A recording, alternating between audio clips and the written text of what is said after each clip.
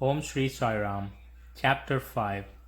Baba's return with Chand Patel's marriage party, welcomed and addressed as Sai, contact with other saints, his attire and daily routine, the story of Padukas, wrestling bout with Mohiddin and change in life, turning water into oil, the Pseudo Guru Jar Ali. Return with Chand Patel's marriage party.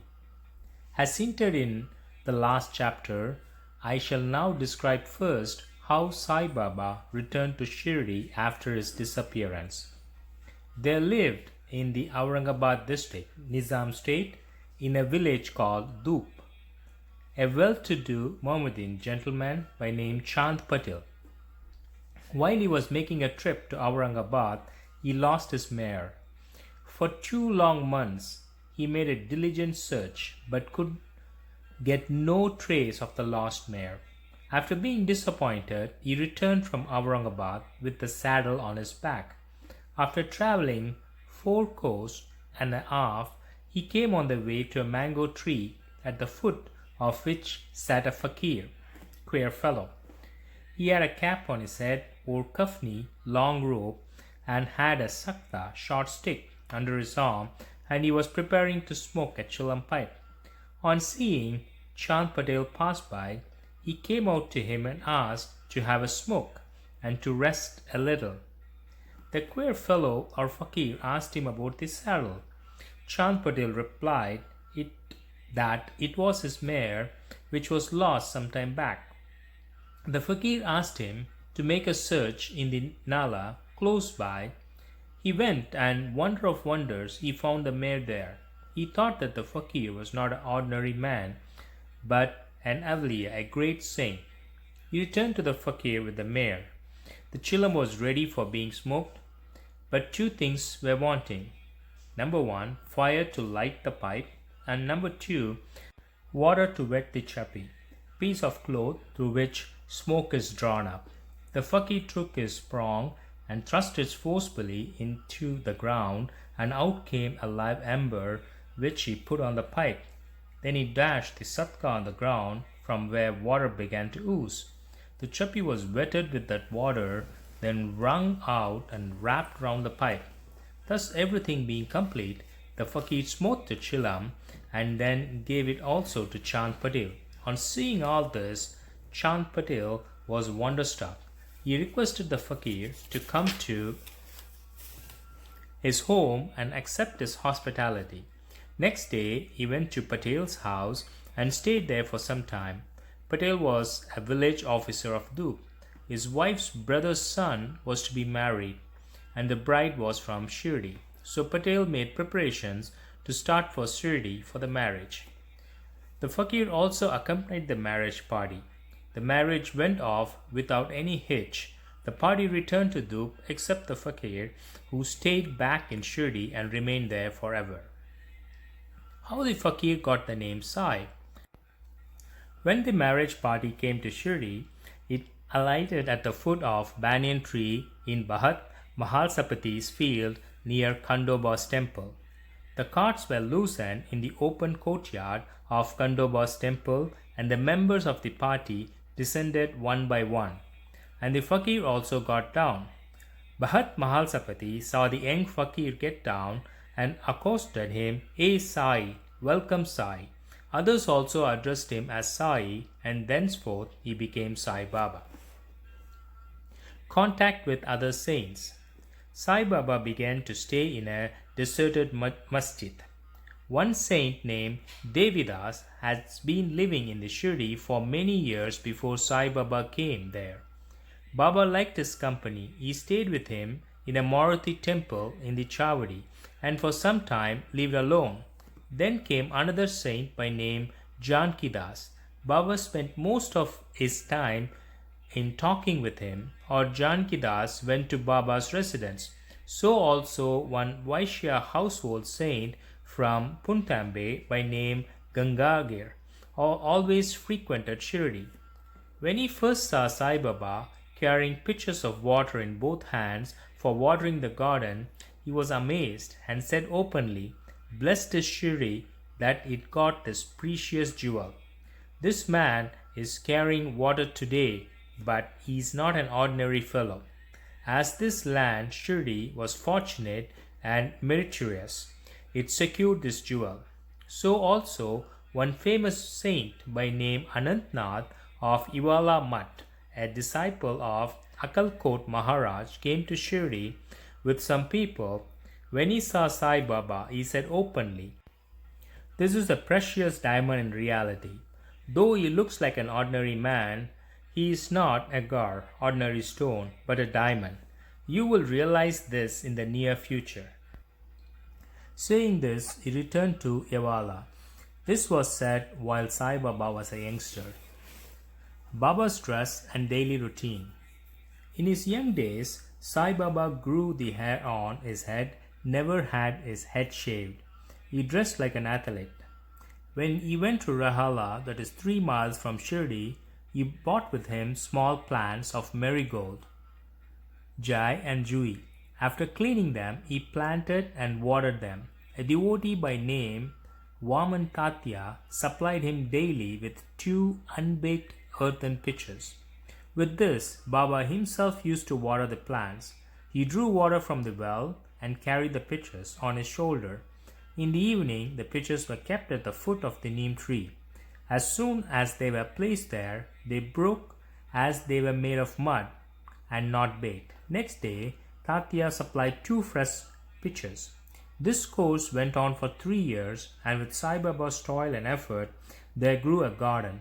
On this site at present stands a big mansion, Samadhi, Mandir of Baba, which is now frequented by so many devotees.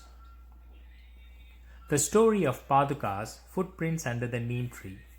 A devotee of Akalkot Maharaj by name Bhai Krishnaji Ali Babkar worshipped the photo of Akalkot Maharaj.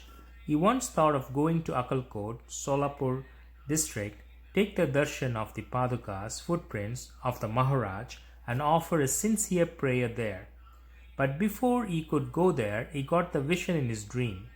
Akalkot Maharaj appeared in his vision and said, "Now Shirdi is my resting place. Go there and offer your worship." So Bhai changed his plan and came to Shirdi, worshipped Baba, stayed there for 6 months and was happy.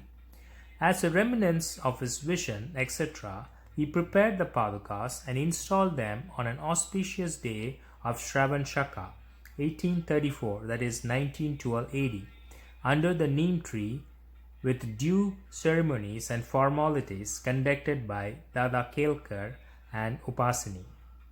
One Dikshit Brahmin was appointed for worship and the management was entrusted to devotee Sagun. Complete version of this story.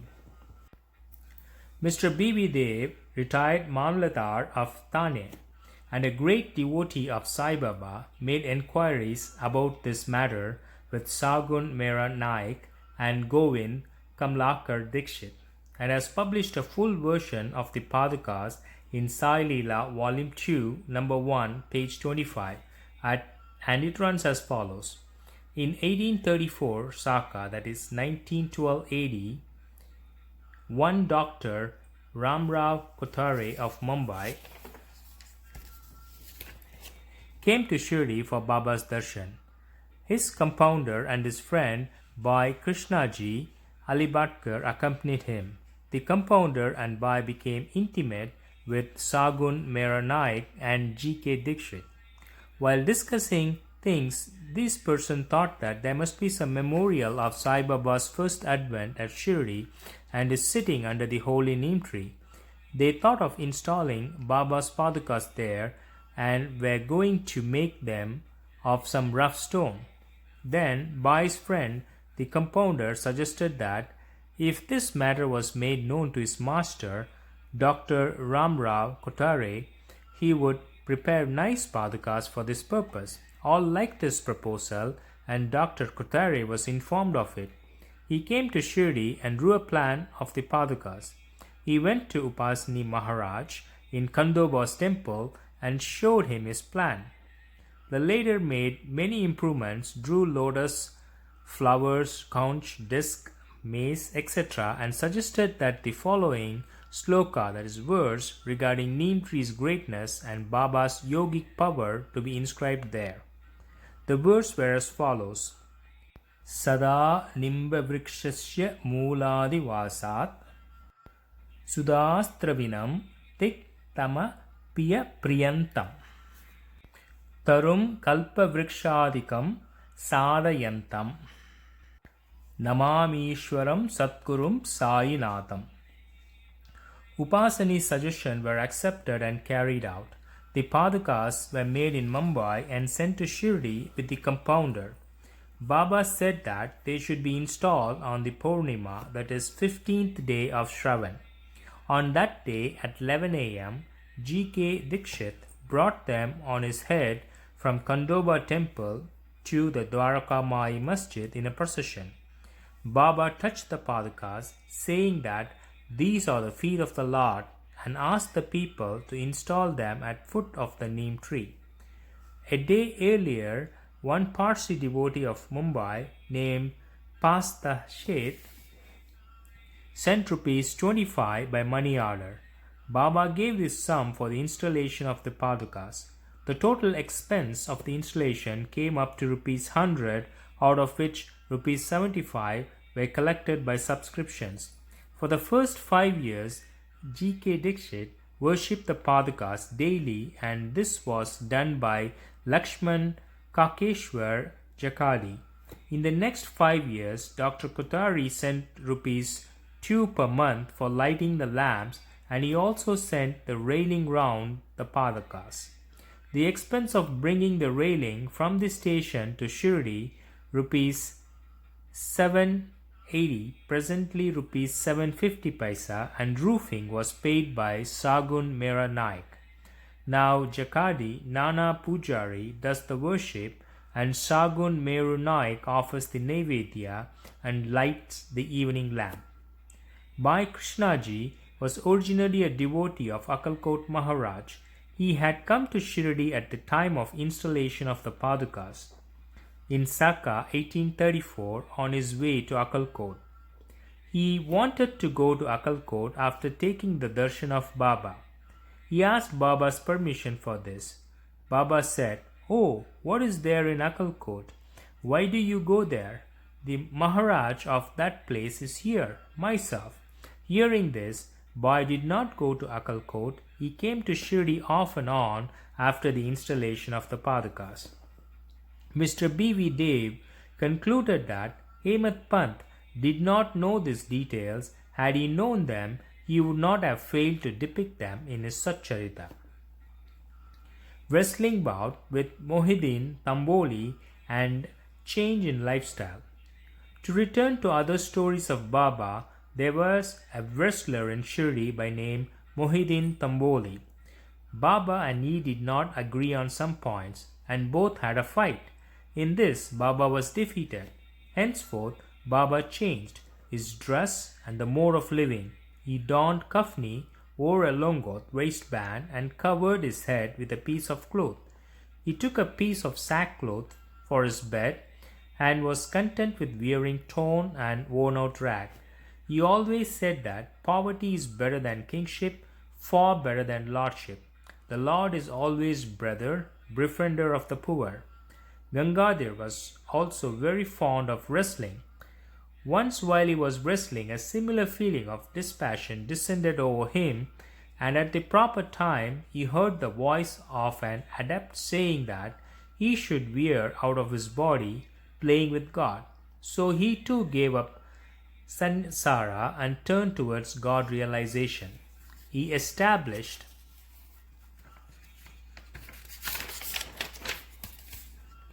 a mutt on the banks of the river near Puntambi and lived there with his disciples. Saibaba did not mix and speak with the people. He only gave answers when he was questioned. By day he always sat under a neem tree, sometimes in the shade of a babul tree near the stream, on the outskirts of the village. In the afternoon he used to walk at random and go at time to Nimgaon. There he frequented the house of Balasaheb Dengla. Baba loved Mr. Bala Sahib. His younger brother named Nana Sahib had no son. Though he married a second wife, Bala Sahib sent Nana Sahib for taking darshan of Saibaba, and after some time, with his grace, Nana Sahib got a son. From that time onwards, people began to come in large numbers to see Sai Baba, and his fame began to spread and reached Ahmednagar from thence Nana Sahib Chandolkar and Keshav Chidambar and many others began to come to Shirdi, was surrounded by his devotees during day, and slept at night in an old and dilapidated masjid. Baba's paraphernalia at the time consisted of a chilam, tobacco, a trumtrel, that is tin pot, long kafni, a piece of cloth round his head, and a satka, short stick, which he always kept with him. The piece of white cloth on the head was twisted like matted hair and flowed down from the left ear on the back. This was not washed for weeks. He wore no shoes, no sandals. A piece of sackcloth was his seat for most of the day. He wore a kopin, waistcloth band, and for warding off cold, he always sat in front of a duni, sacred fire, facing south, with his left hand resting on the wooden railing. In that duni, he offered an oblation of egoism, desires, and always uttered Allah Malik. God is the sole owner. The masjid in which he sat was only of 2-room dimensions, where all devotees came and saw him. After 1912, there was a change. The old masjid was repaired and a pavement was constructed.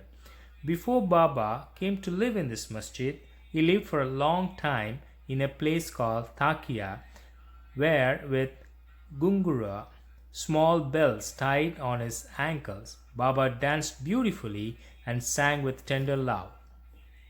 Turning water into oil. Sai Baba was very fond of lights. He used to borrow oil from shopkeepers and keep lamps burning the whole night in the masjid and temple. This went on for some time. The Baniyas, who was supplied oil gratis, once met together and decided not to give him oil. Whereas usual, Baba went to ask for oil, they all gave him a distinct no. Unperturbed, Baba returned to the masjid and kept the dry wicks in the lamp. The Baniyas were watching him with curiosity. Baba took the tumbrel, tin pot, which contains very little, a few drops oil, put water into it and drank it, and then forced it out to fall into the container. After consecrating the tin pot in this way, he again took the water from the tin pot and filled all the lamps with it and lightened them. To the surprise and dismay of the watching Baniyas, the lamp began to burn and kept burning the whole night. The Baniyas repented and apologized, and Baba forgave them and asked them to be more truthful in the future. The Pseudo Guru Javhar.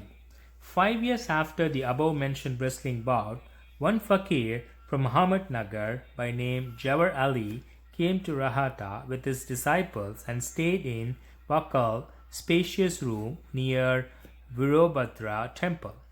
The fakir was learned, could repeat the whole Quran, and had a sweet tongue.